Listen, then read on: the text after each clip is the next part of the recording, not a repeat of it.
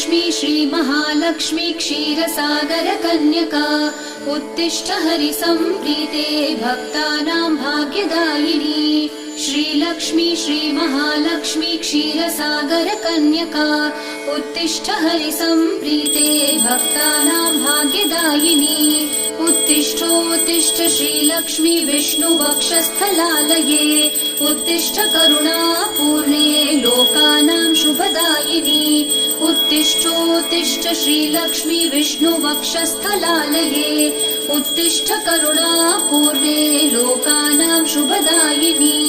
श्रीपद्ममध्यवसिते वरपद्मनेत्रे श्रीपद्महस्तचिरपूजित पद्मपादे श्रीपद्मजातजननी शुभपद्मवक्त्रे श्रीलक्ष्मी भक्तवरदे तव सुप्रभातम्।